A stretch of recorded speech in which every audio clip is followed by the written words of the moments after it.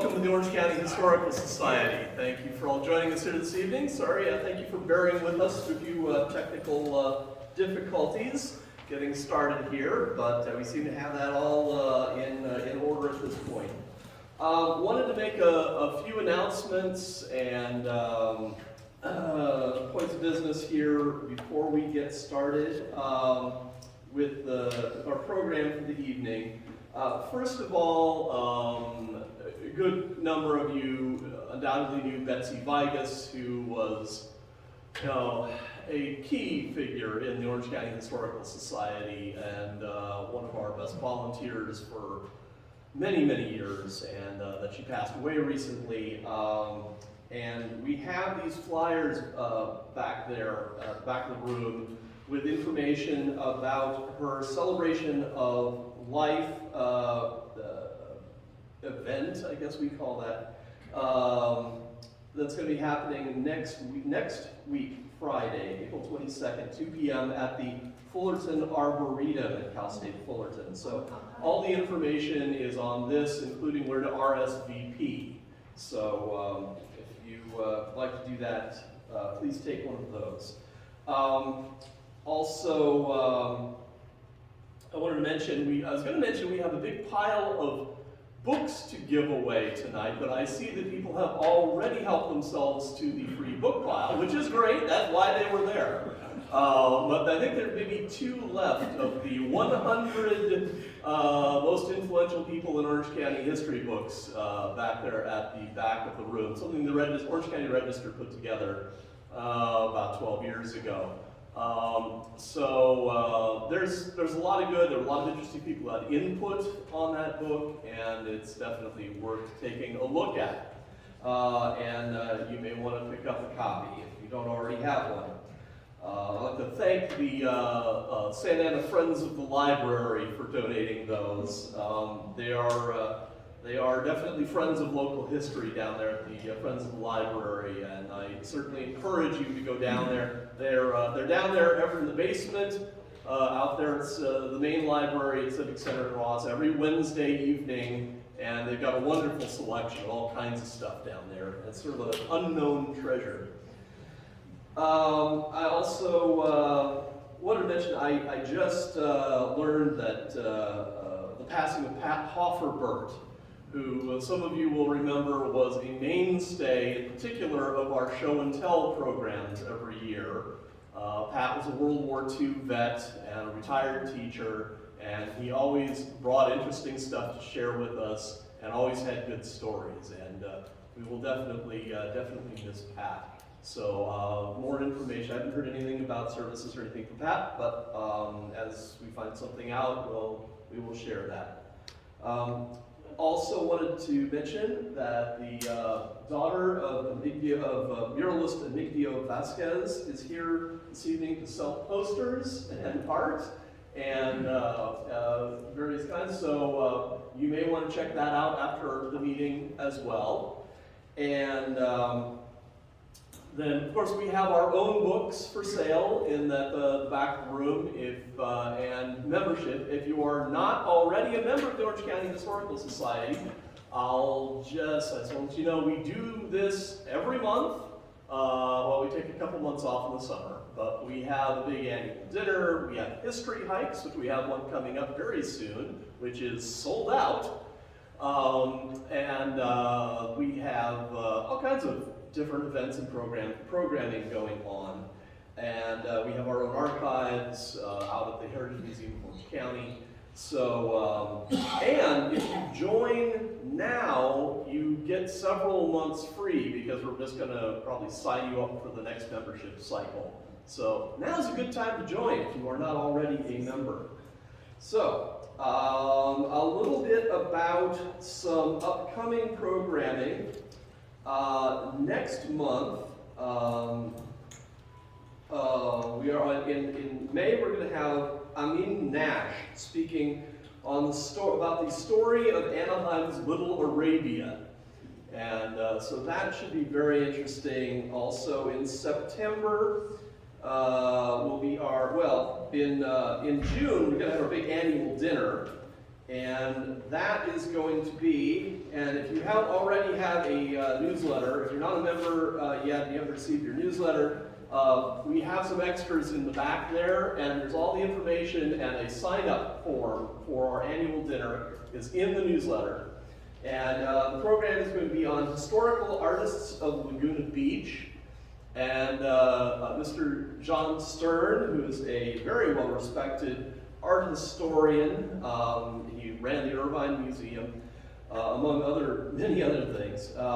He is going to be our speaker that evening. He's going to talk about the early artists of Laguna Beach that created that art colony, and which eventually led to the creation of the Laguna Art Museum. So he's a recognized authority on California Impressionism, and he's been, we couldn't have asked for someone better to come speak on this subject. He will, so this program is going to be June 9th, and we're going to be meeting at the Villa at 510 East Catella in Orange. Some of you have been there for other functions, including Orange Community Historical Society frequently meets there. They've got good food, it's a nice venue, it should be a great evening. So we have that, and then starting up next year, we will be, our big kickoff, I won't go too far with this, but our big kickoff is going to be in September for the new season, and we will be have Steve Leck, who is the big Riverside County historian, but he's going to be coming to talk to us about the history of the Ortega Highway, something that bridges our territory. So that should be a great program as well. Steve's a great guy. So, with that in mind, I'm going to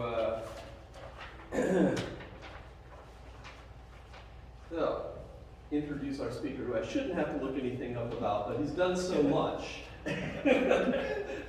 Most of us already know Manny, long time friend to local history here. Manny Escamilla is a local historian, urban planner, and lifelong Santa Ana resident.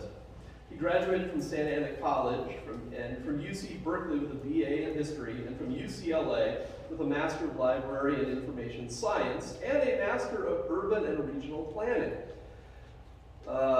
Manny worked for the city of Santa Ana from 2005 to 2019 as a local history librarian, so many of you may have met him for the first time, again, at the Santa Ana Public Library, where he helped so many of us. He's been a management analyst for the city and an urban planner. He's also on our board for a number of years here, and in 2020 he was appointed to the City of Santa Ana's Art and Cultural Commission and is currently working as an urban planner with the City of Oakland, although you still spend the majority of it. Yes, so with that, all right, Manny Escamilla, cool.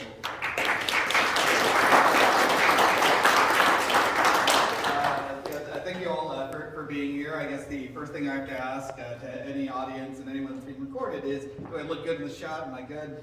All right, excellent. Now that's taken care of. So I am Manny Escamilla, so definitely want to preface everything that we're doing here is that primarily what I focus in on is, as a local historian, is the history of the city of Santa Ana.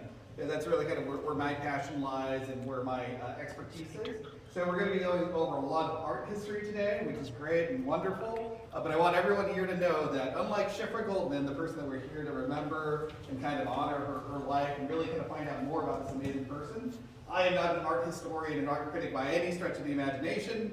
I can't tell you the difference between post-impressionism, impressionism, and pre-impressionism. I don't know. I'm sure that those are valid categories, but I can't tell you the difference there.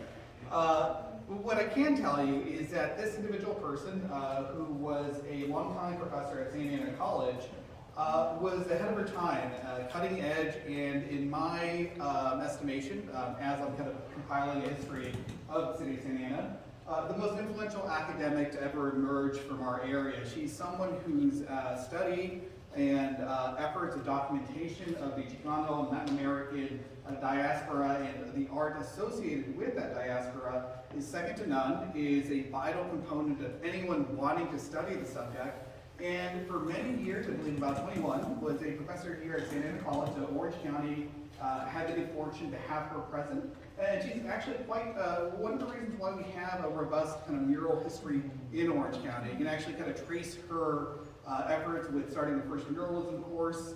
Oh my, that's never good. Okay, let's turn that sucker back on. There we go, then now we have a face. So this is Shifra Goldman with her book, Dimensions of the America.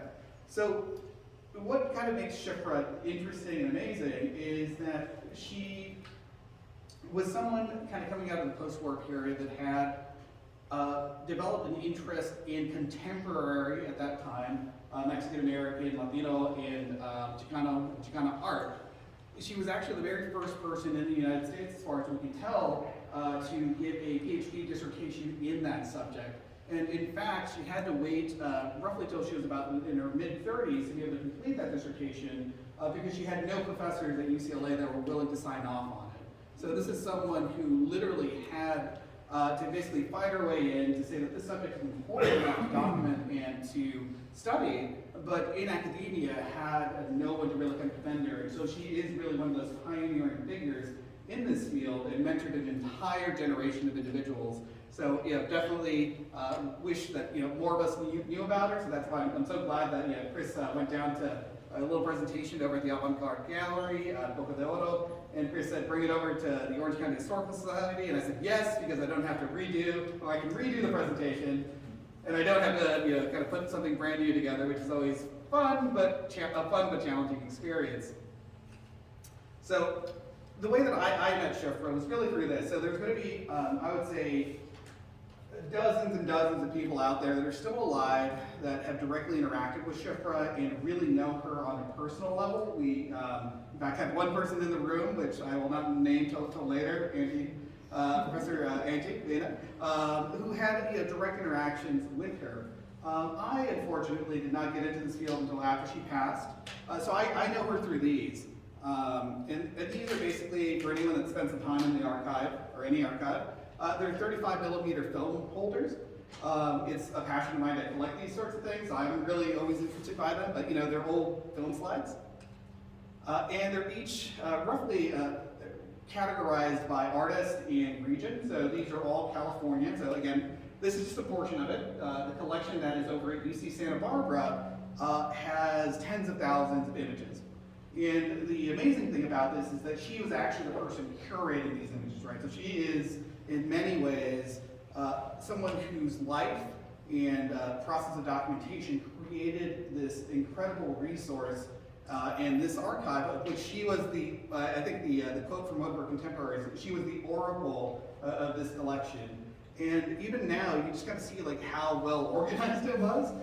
And how amazing of an experience it is to actually go through it. So I spent about a week down at UC Santa Barbara Special Collections going through this stuff because I was really on the hunt, again, Santa Ana historian, for lost Santa Ana and lost Orange County murals.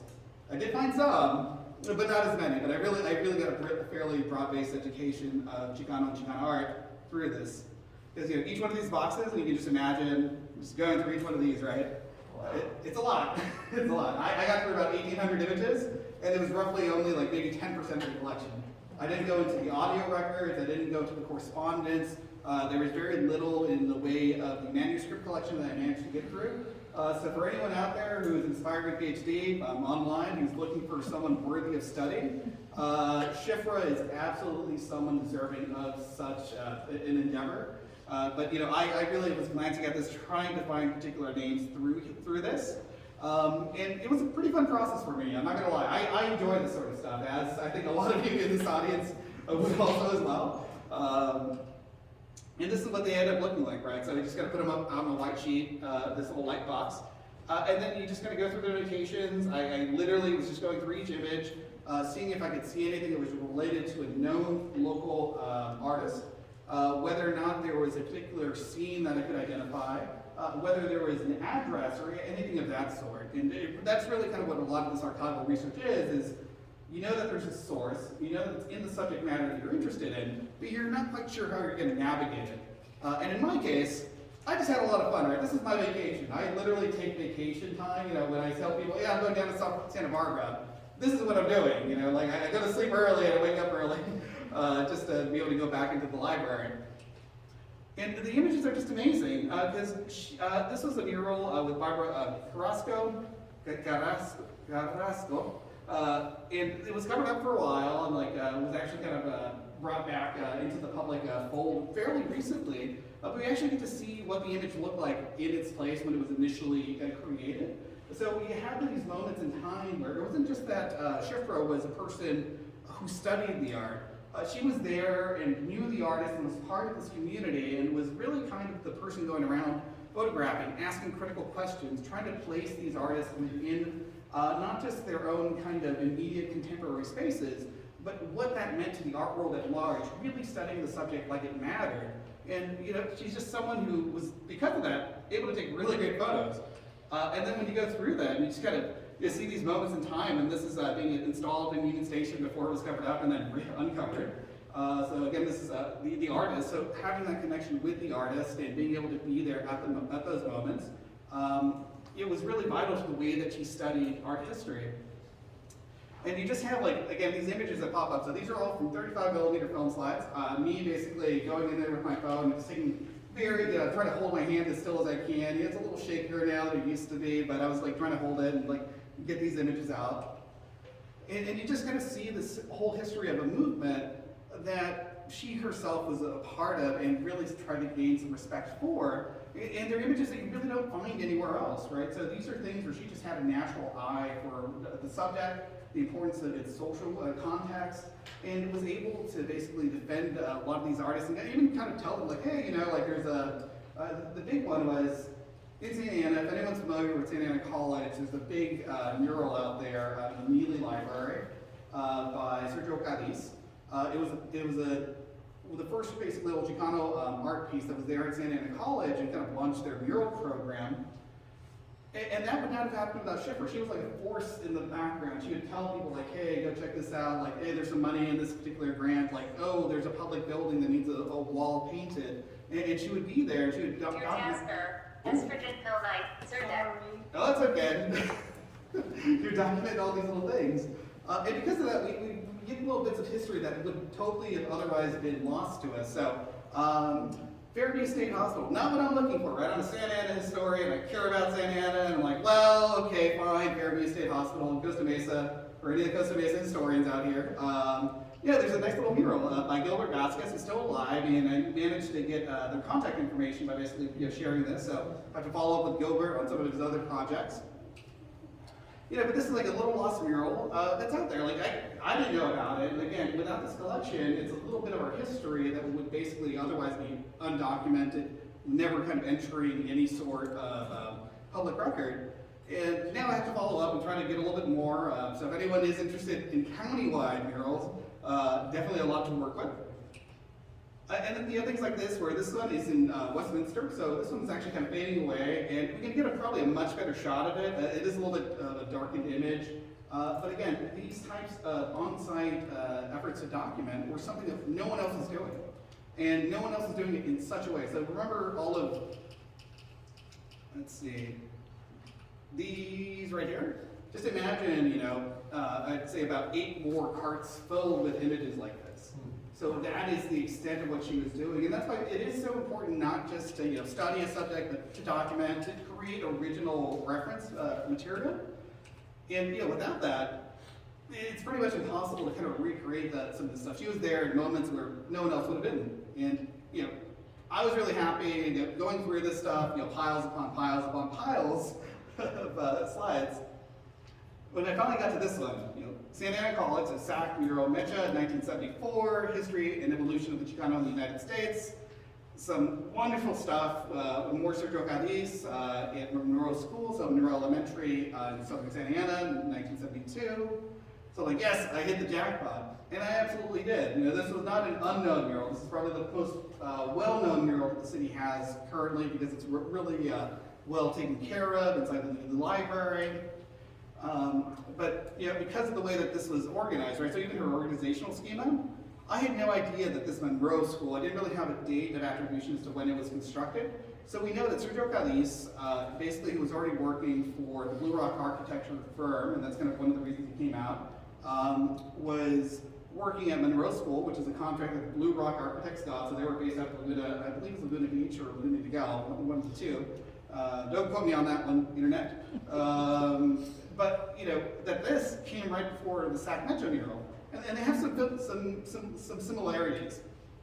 You know, just kind of the vibrant use of lines, the color choices, so a lot of blacks and browns, and again, kind of like that being associated with the Chicano power movement at the time. But even just like the symbolism, right? And there were little things that made me feel better about being a historian because, let's see, like this cool little geometric thing, I think it's supposed to be a cactus, I'm not really sure. This is something that Sergio always did, was he would include little Virgin of Guadalupe just in random pieces of art, even on public buildings. I know you're not supposed to make, you know, what is it, you know, state and faith, but, or church and state. He would kind of get away with these sorts of things because no one was really paying attention to the artists and what they were doing in a small little corner in an abstract representation. For those of you that are ever in the Civic Center, there is a Virgin of Guadalupe on the side of the city of Santa Ana City Hall.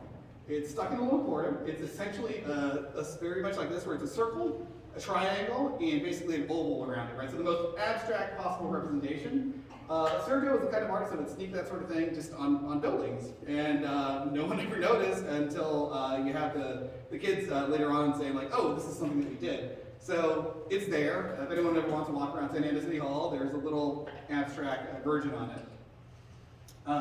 But again, this little motif, you know, I want to kind of emphasize the importance of documentation because it actually just got repainted.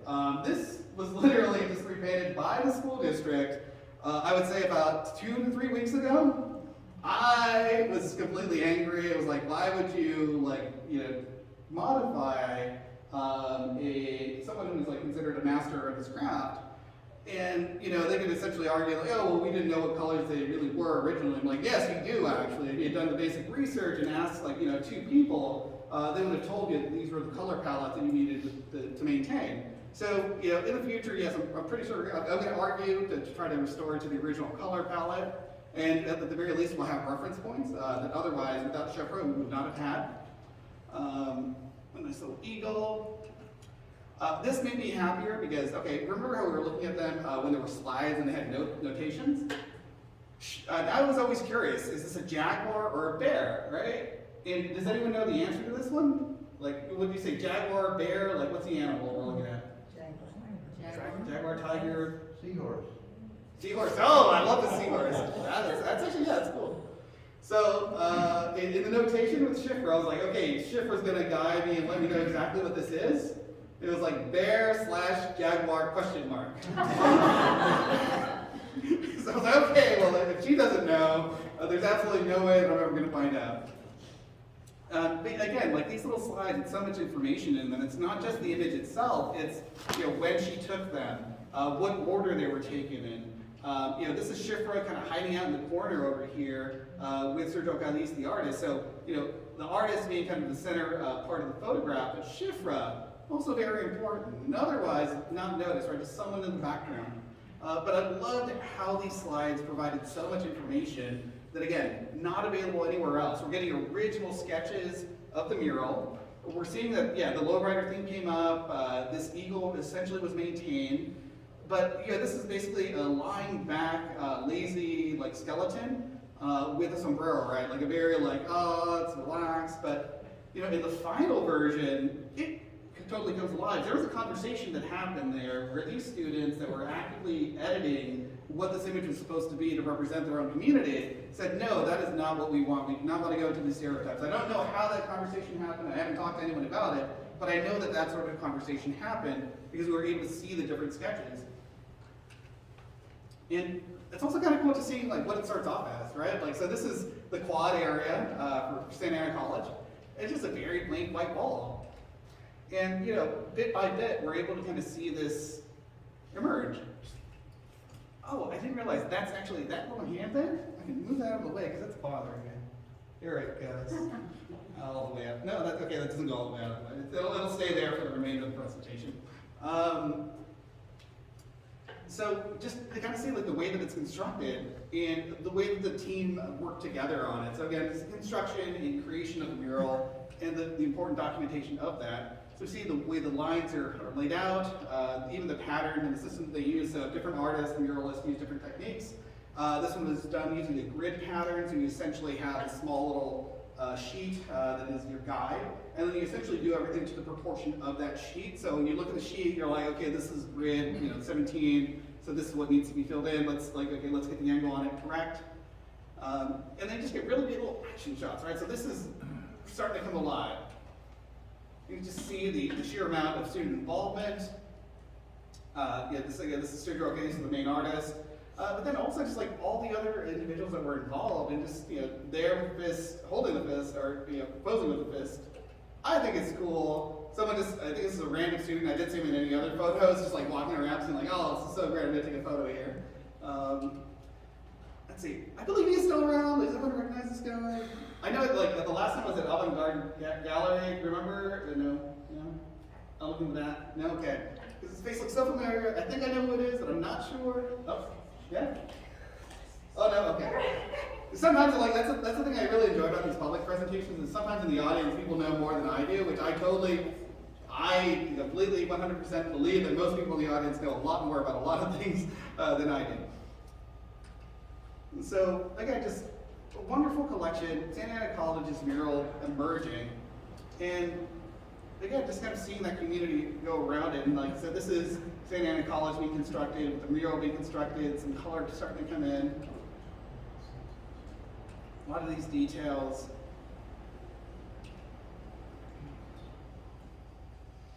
And this you really start seeing like what it emerges as. So once you start kind of getting into the coloring phase, it looks like they hired a different camera person. We're getting some really great shots of like what all of this finally looks like. This is really great because this was actually covered in the OCHS before they went defunct in 2019. But they're like, oh my God, we rediscovered this long lost original mural of drawing. You know where they rediscovered it though, right? It was in Shifra's collection. They rediscovered it in an archival collection at UC Santa Barbara that was fully with documentation saying, hey, this is where the original layout is. For anyone that wants to see it, it was online, and then there was a big deal that it was rediscovered in Shifra's collection.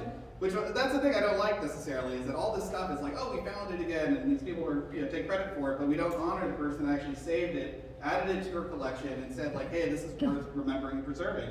So yeah, that was in Shifra's collection. And this is a little bit more when it was closer to being finished. A little bit of a final shot.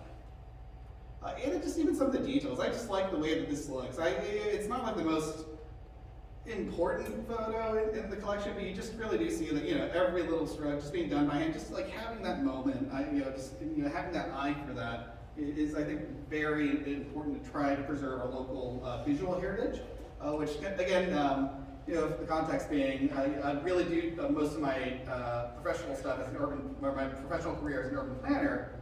So I'm really kind of concerned as far as like the way things look in the public area and the public realms, we'd say.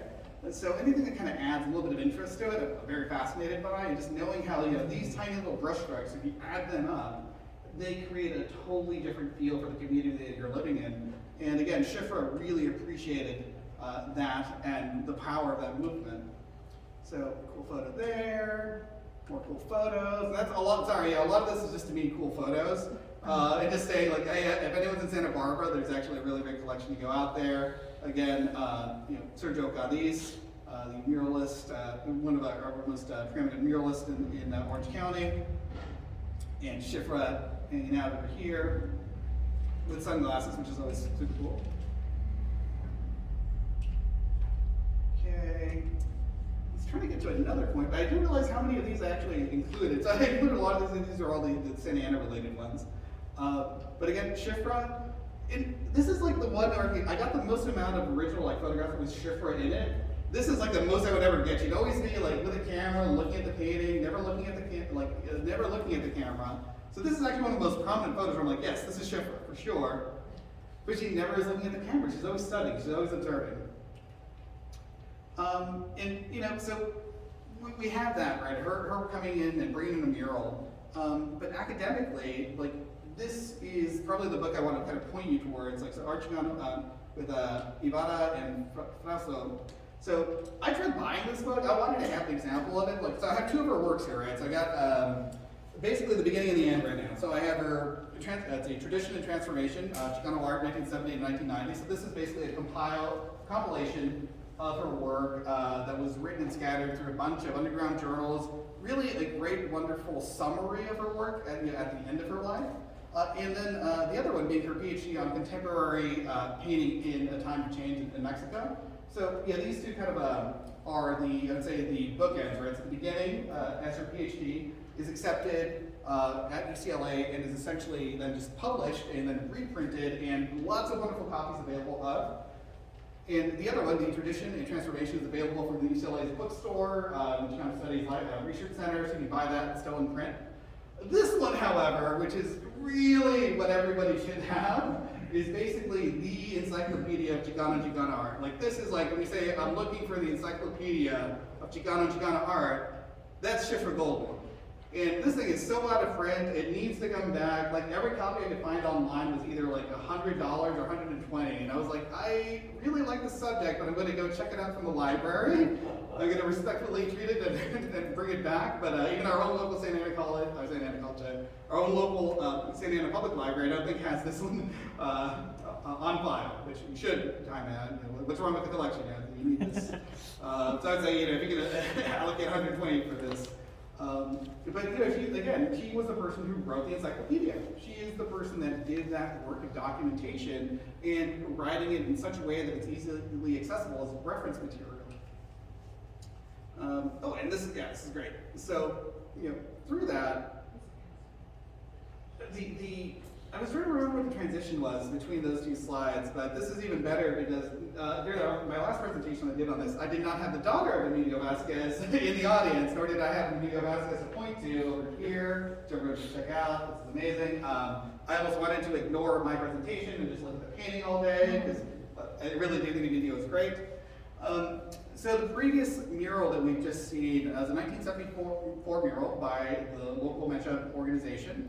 One of the kind of student artists, so kind of the learning artists that were part of that group, was Emilio Vasquez, who was a student of Shifra. So he was someone who actually took courses with Shifra, was learning about pre-Hispanic art, the pre-Hispanic history, learning about contemporary Mexican and Latin American art, and was, again, someone who was a student of Shifra, who Shifra then, in her later years, like after the 1980s and into the 1990s, recognized the talent of one of her students and actually proceeded to hold up Emilio as one of the preeminent social realist painters in the United States. And this person, who was once my student, who I saw kind of develop from this very early stage in the 1970s, is someone that's also worthy of study, and like this is what he's trying to do in his paintings. And actually, now I'm going to ignore that, and I'm going to like try to go over here, and like this is going to be harder for everyone.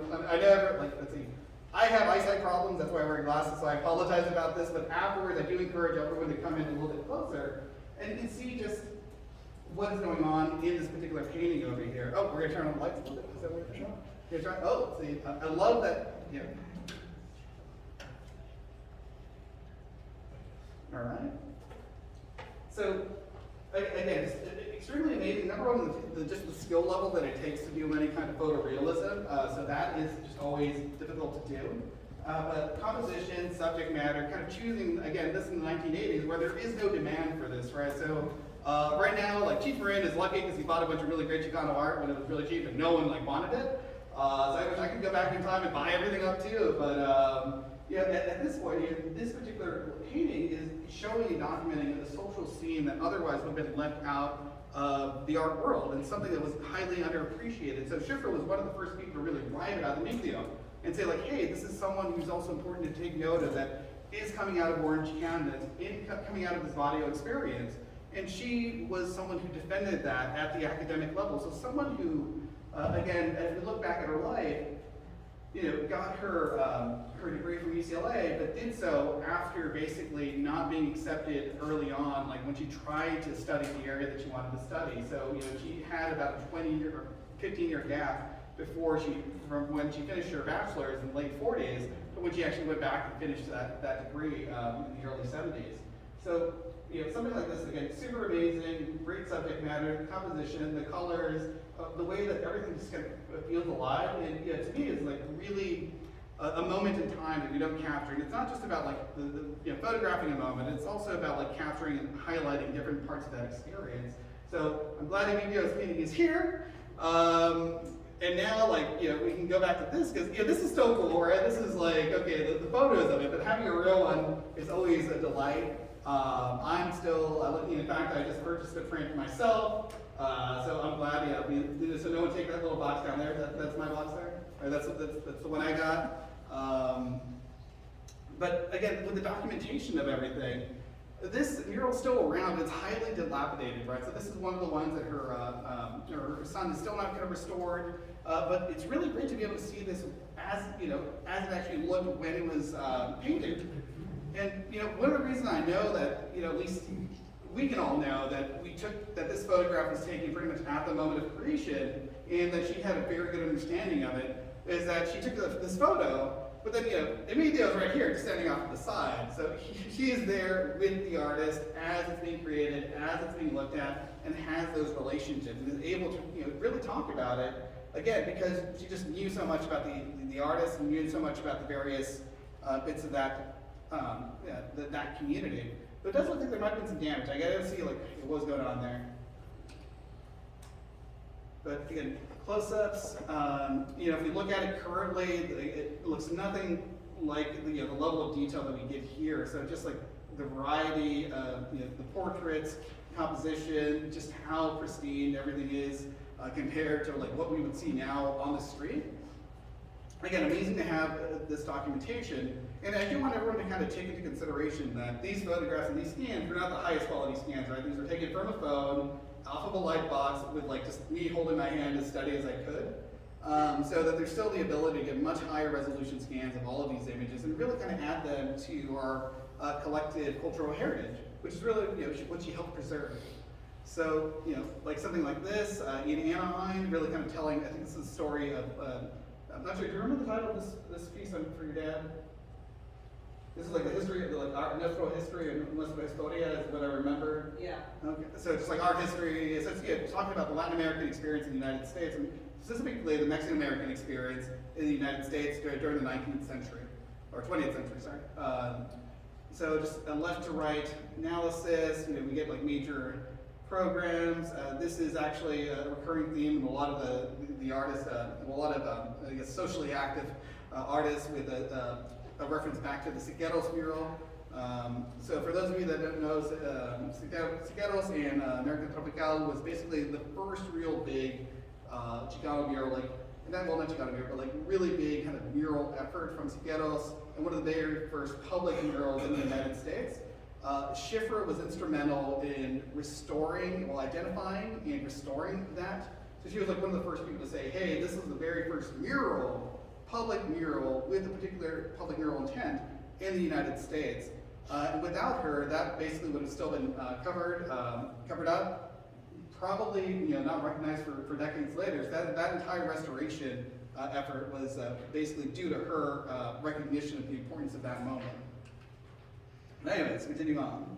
So just a little bit of Orange County history here, and some California history with Zoot Riots, Ballroom, references to the United Farm Workers, and then just leading into the 90s, and I think it's like some recession era related imagery, and then just kind of leading into contemporary, at that point, in the early 90s, contemporary Mexican American youth culture.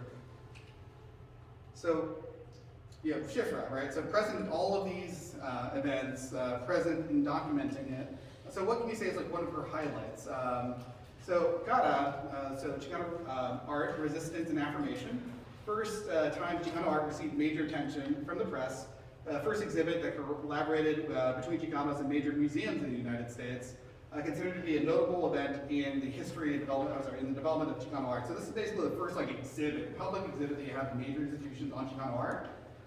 This, according to everybody involved, there were three major forces involved, as far as folks over at the UCLA Chicano Studies Center.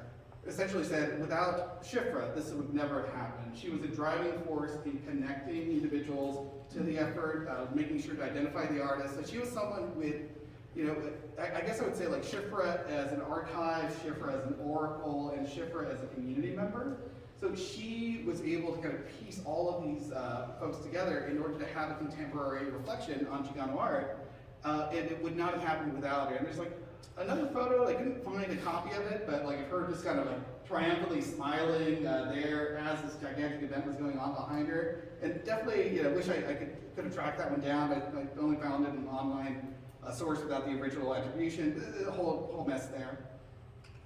But you know, she was someone again with that exhibit who was even though, you know, this is someone who, from all intents and purposes, right, like all the effort that she's already done and everything that she was able to kind of create in her own life, was never given a full-time professorship anywhere.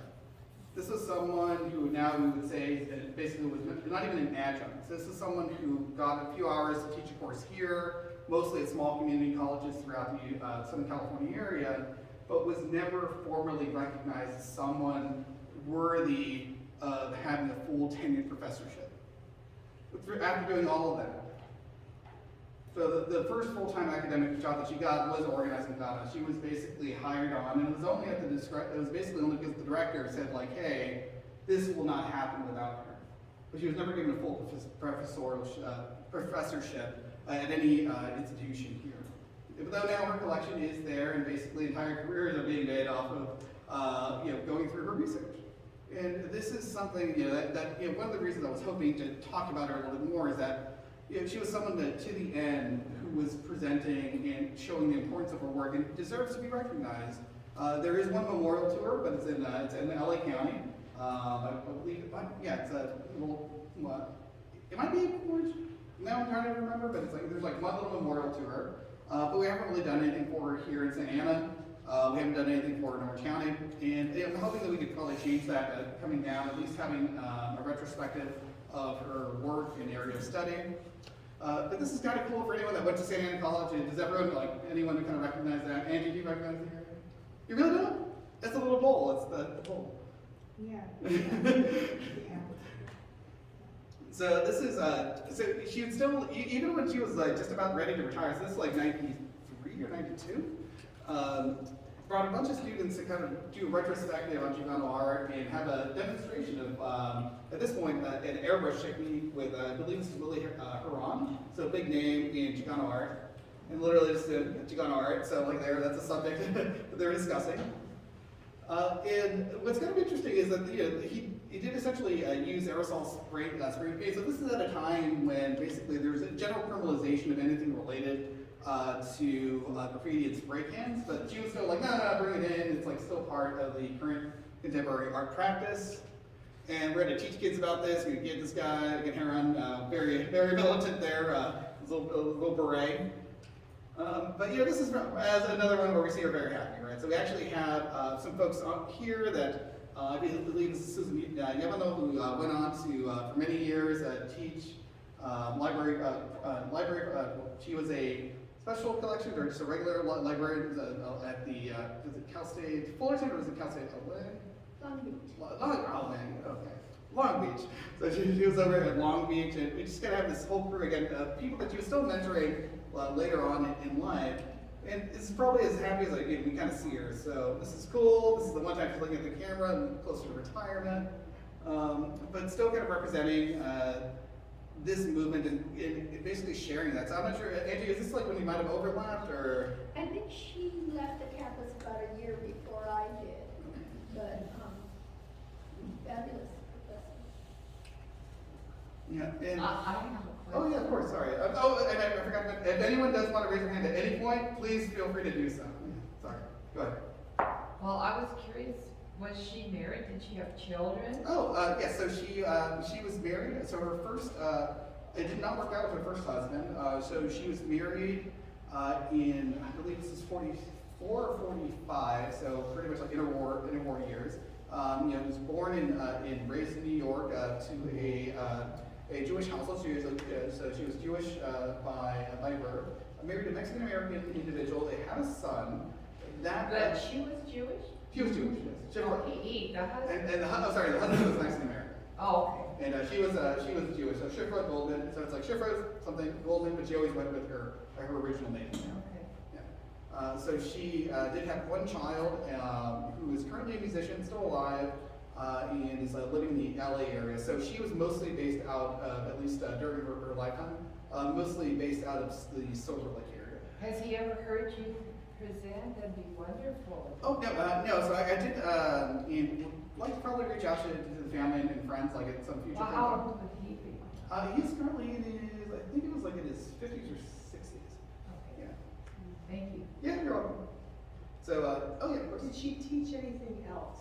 So it's mostly pre-Hispanic art, contemporary Latin American art, were usually the courses. But she was, as far as we can tell, also the first person to teach an art specifically on Chicano and Chicano art. So that was kind of the claim to fame. Is like, as far as academia goes, right? You can study basically the old Mexican masters, like that had kind of been incorporated into the curriculum. There's basically study of like South American and basically Latin American art as part of the area of study. So she would teach that. But the other one that she would do is basically on Chicano muralism, and she was the first person to really do that. And Santa Ana College was the beneficiary of that. She basically got the students to go around and say, we want a mural class, and then she made it happen. Questions? Still good? Okay. All right. So this is actually a sketch. So kind of in a similar way that we saw the mural, the Metro mural from the Mealy Library at Santa Ana College.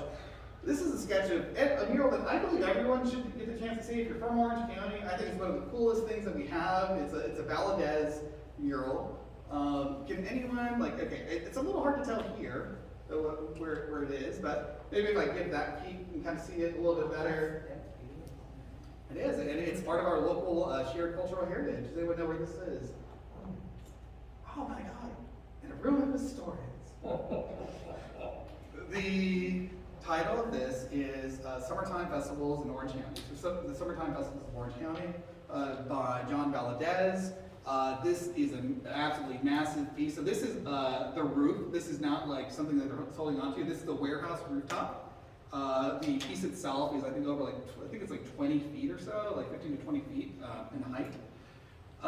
Absolutely gorgeous. One of the best murals in the county, I think, by far. I think that this is the best mural in the county, but I still stake my reputation on it. Though my reputation is, not the greatest. But again, she was there to kind of document this. So this, and I guess maybe in some way I am happy that none of you know where it is because it's at the U.S. Federal Courthouse. So unless you've had to appear before the U.S. Federal Court for whatever, unproven allegations were asserted against you, that's really where the only time you would see it, which is unfortunate because it is in downtown Santa Ana. It's in the foyer. So as you walk in, you can actually just walk in and really admire the mural. It's very well protected in the building with marble cladding, so this one's probably going to last a while. This is only the base coat, right? So this is basically Valadez in his studio, allowing Shifra in to be like, hey, here's my sketch, here's me working on it. These are kind of the colors, and a lot of this is quite stunning in person, and just goes to show kind of the level of access that she had and how entwined even to the very last moments of her life, right? So Shifra did die in 2011. She was suffering from Alzheimer's and had a bit of cognitive decline. So she had some assistance in putting together a kind of final collection of her work. But even up until that moment, right? So this is happening. This is like a 1994 building. So the Ronald Reagan Federal Courthouse, which Ronald Reagan never gave money for, was actually Bill Clinton that funded it. But whatever, that's how you get the money. You just name it after Reagan in Orange County. It gets built. So the level of access that she had, just kind of that communication, So during the time after that she passed, there was a series of gatherings, mostly at UCLA, of contemporaries kind of remembering her work and her effort and just kind of memorializing her life. So for me, someone again coming into this, wanting to study the history of a community, wanting to study the history of Santa Ana, she was just someone who immediately stood out in the impact of her life, and someone who we just don't really know that much about. So I do think that she is worthy of additional research and kind of figuring out a little bit more about her and her story. So I do encourage, if anyone is more interested in, there are a few hour-long presentations from various people that knew her directly that are online from UCLA. And I think those are really great resources for anyone that wants to dive further into the topic. But with that, I just think that she is someone who helped shape the visual character of this county. Even though we might not know it, she's someone that basically encouraged early talent and gave them opportunities to participate in the creation of murals. She's someone that connected international artists with local projects. She's someone that, through her own life and lived experience, she said it herself, that she was born at the wrong time. That if she had been born 10, 15, 20 years later, she would have been more recognized. It would have been easier for her to do what she wanted to do. But it was someone like Shifra that had to be there at that time because no one else would have been able to do it. She is a singular individual. And I think that someone that we have to our credit, we're a very proud county. We have a lot of folks that we like to hold up and to say were important in our history. I think Shifra ranks amongst them. I really do. And I think that the more that we uncover about her life, the more that we look into her, the more that the general public will come to understand that. And with that, I really do hope and thank you. Oh, sorry. I really do want to thank you all for being here. She was someone who, all I can say is that visiting her collection was as close to a spiritual experience as you can have in an archive. And I do believe that those moments are possible when you try to encounter or when you come across someone who is that singular, that amazing. So that's Dr. Shifra Goldman.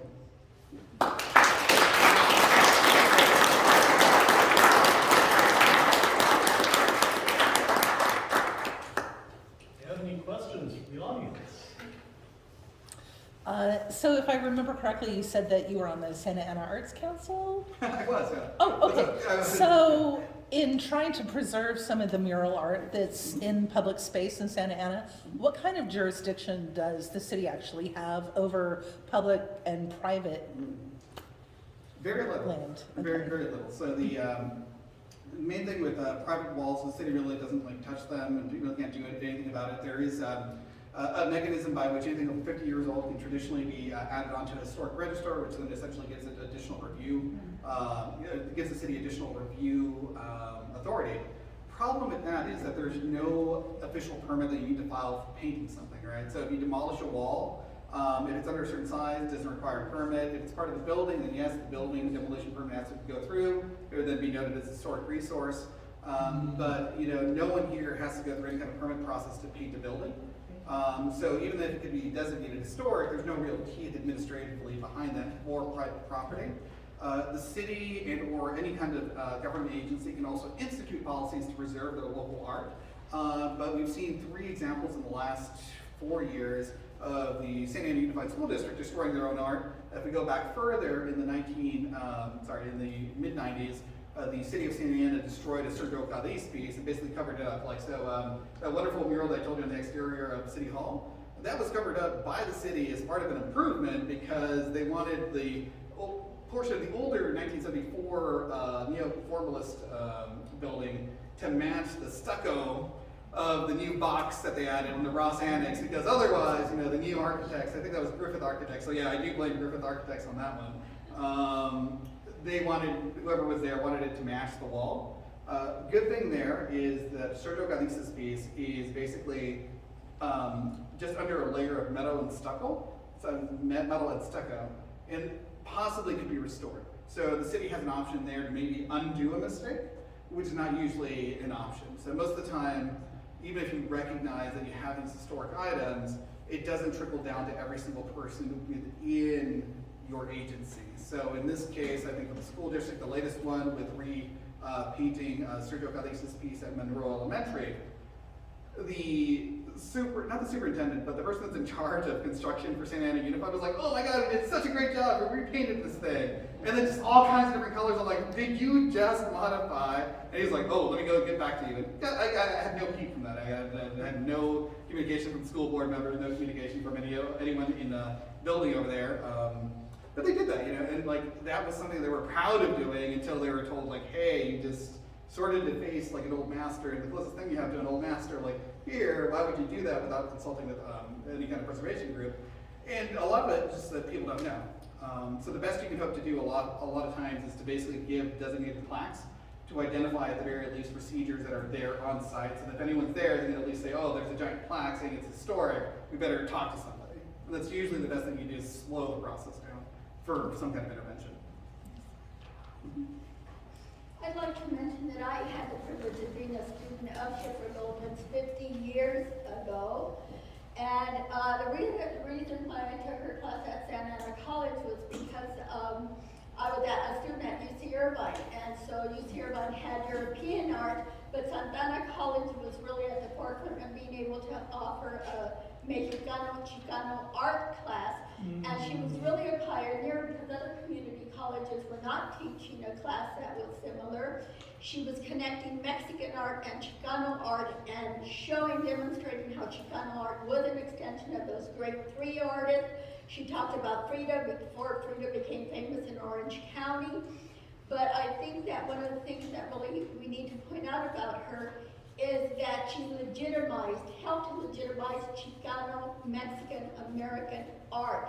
Mexican art has always been seen as inferior. Mexican American art has been seen even less. So she brought this art out, she brought the artist out, she legitimized it. She was teaching Chicano art in 1972. UCLA, when I was at UCLA in 1978, it was the first time Chicano art was being taught on that campus. And it was as if it was something totally innovative on campus like you mentioned, that it took her so long to be able to get a dissertation because UCLA did not recognize this art. And so she helped to legitimize Chicano art, helped to inspire students, served as a great role model. Her class contributed to the development of ethnic studies at Santa Ana College. So she helped set a foundation for the Chicano Mexican students in Santa Ana and to feel good about their culture. And I think that's really important for her. Yeah, absolutely. The fun part with her too is like reading some of the arguments that you'd make is very esoteric and amazingly academically detailed, just like completely rigorous. And she convinced me that contemporary Mexican art is actually very influenced by Chicano art from the 1970s and 80s, so that it's not just like a one-way, like it comes from the home countries, that it's like international interchange of ideas and styles, and even the American kind of graffiti culture is really permeated contemporary Latin American art, so that this style, like it's more complicated. There's like webs of interaction. She's able to document what those webs were, because she's the kind of person, I joke as Shifra as encyclopedia, but she really could just identify someone's piece of art. So like there was like there were recollections of her walking into a gallery and like this gallery saying like, oh, we got this piece like 15 years ago. We have no idea whose it is. And she's like, oh, that's like such and such during this particular period. He's out in this area right now. But I think he kind of dropped that style, so that's probably why you don't recognize it. Like she was literally able to identify on the spot these artists, and it was just amazing. So the other thing was that she lived in Silver Lake, so when we're talking about not having courses, there were no special collections, there were no libraries dedicated to having this material collected. So when you wanted to research it, you would actually have to go visit Shifra. You had to go to her house in Silver Lake, and she would basically guide you through all the stuff that she collected. Like, here are the photos, here are the books, here are like correspondence, here are things that you should know about. Oh, what are you studying? And then she would guide young academics through all this material. And those academics are still around, and now, they thankfully have gotten to the point of directing and being in charge of different departments and having their own research recognized. But she was very instrumental in mentoring a generation for sure. Did somebody inspire her to get started in this? Did she ever indicate what ignited her interest in this? It was her parents. So her parents were very active in the tenement movement and workers' rights movements in New York. So she came from a very socially active childhood. Her kind of foray into the arts itself started in high school. She was actually a member of, I'm forgetting which school of the arts in New York. She had basically that background as a high school student of being in an arts high school in New York. And then when she came out to get her degree from UCLA, it was in art practice. So it wasn't like, she wasn't starting as she would say derogatorily, she wasn't an art critic, the polite term being art historian. She did not go that route.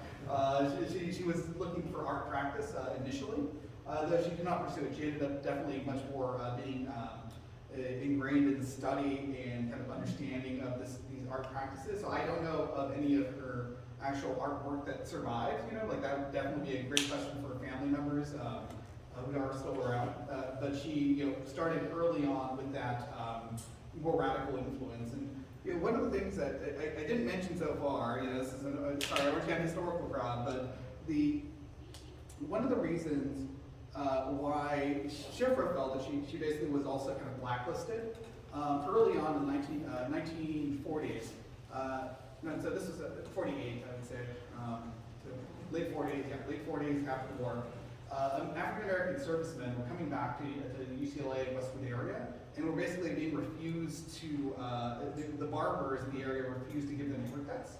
There was basically segregation going on Westwood, and there was a student organization that kind of organized around the idea of protesting the barbers that refused to cut the hair of returning African American servicemen.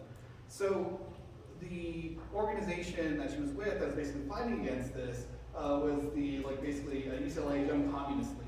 So she was a member of the Communist Party at a time that was obviously not kosher to be a member of the Communist Party in the United States. So she felt that did haunt her throughout her search for kind of academic tenure in the 1950s and 60s. So she was actually someone who spoke at one of the HUAC hearings, gave no one up, and was seen proudly in one of the local contemporary papers in the LA Times, or I don't think it was the LA Times, one of the LA Times rival, being there, just be these are my beliefs. And stood up for her beliefs, but they did cost her her first position, her first academic position. And after that, she basically kept quiet about her involvement, and it was one of those things that she kind of talked about only at the end of her life. Though it did, in fact, prevent her from probably getting a more, getting a fast track to tenure. Her political beliefs did cost her. And that was the other thing that she said, was born at the wrong time. Any connection to Cheech Marin? Actually, I don't know if they ever met. That'd be interesting. They probably. We'd have to ask Cheech. I think the opening's coming up for Riverside Museum pretty soon, so we could maybe try to send an inquiry there. I have no idea. I had not seen anything, but I did not go through the correspondence files. So, like I said, I was mostly looking for images of Orange County murals. Didn't really find too many. There was a lot of great stuff everywhere else. But she definitely had a lot of major correspondence, and I haven't gone through to see if there's anything with a Marin last name in it. But good question. I'm going to check that out. Yes. Are you going to introduce Rosemary? Oh, sorry. Maybe you can introduce Rosemary. Rosemary, would you like to be introduced? Yes. Yeah. So Rosemary. Also a docent at the Nixon Library. So Rosemary's father was Emilio Vasquez. Another local, the godfather of Chicano Art. So definitely the play on words for today's presentation was definitely inspired by that. So as the godmother of Chicano and Chicano Art. I don't know. If you had any memories of your Well, dad? you know what? I've been doing research on my dad's stuff.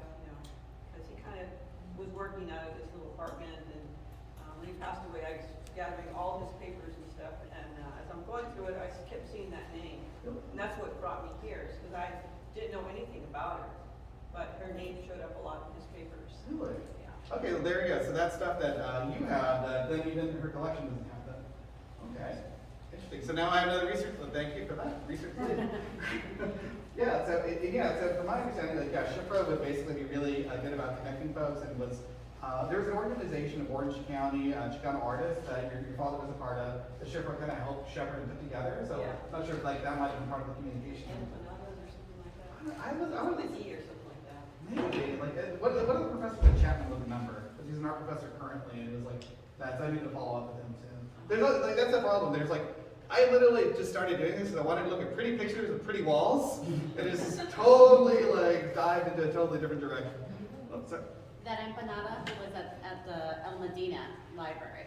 Oh, okay. Yeah, somebody brought over a flyer of it. Oh, okay. So, yeah. Also, what you were talking about the murals being demolished. you know, he did that, looks like over 100-foot mural at the Bowers Museum. 6 months later, they told him they were gonna destroy that wall.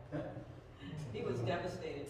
But they did have him painted again at the Santa Ana, or I don't know what street that is on. Yeah, so It's it's- a transit. Yeah, the transit center, so that's, right now it's, Santa Ana Boulevard.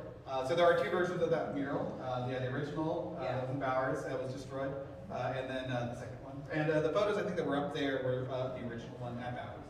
Yeah, also too, the mural that you saw that was on that short wall. Yeah, that one. I have a newspaper clipping. I'd never seen this before, but I was going through his stuff and I saw a newspaper clipping. Someone took some, those large cans of paint and splattered the whole thing.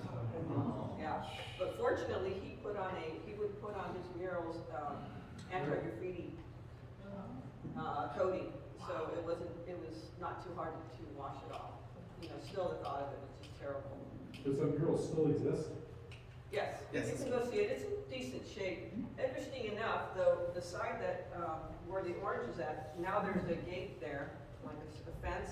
That is like in pristine condition. But as you come over this way, and the closer you get to the curb, most of that's, I don't even think that's even there anymore on that wall. Do you know the location? Yeah, it's at the Salvation Army in Anaheim. Oh, thank you. See that parking lot? It's like by Siqueiros Street or something like that. Awesome. I feel you're interested, I have a documentary on YouTube, it's called Emilio Vasquez Mural Documentary, and it goes through all his murals for you to look at. There's one right here in March, right? Oh, yeah. Yeah, the Cypress Street mural, Yeah. he did that, where it was a project for Santa Ana College, Oh, okay. yeah. Yeah, and then there, like in the collection, there's definitely some really good photos of it, like when it was there. But That's what my brother restored, yeah. yeah, the brother, like the brother, like oh my god, like the restoration work is amazing there. Yeah. Yeah. So right now it's actually pretty pristine right now. Yeah, he also did it, I think he did the mural also at the Chapman University. Yeah, and Rosemary is also an artist as well in her own right. Yeah. So I have a mural in my city of Eastville. I did the mural for the city hall. Anyways, I'll let you. oh, all right.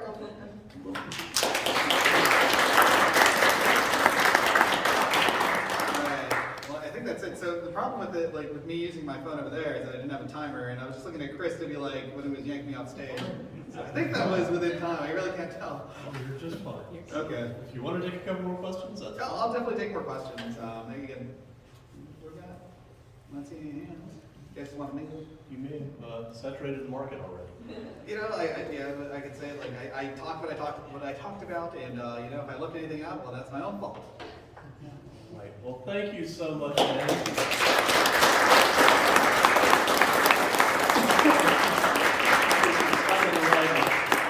Shining a light on all of this and all your research, and I'm sure more research to come. As you get your, you kind of get, like you say, you weren't looking for all this. I love that now. And that's how, as you know, that's how history works for all of us. Is, flipping through a newspaper, flipping through a collection, finding something we weren't even looking for that leads us into something amazing.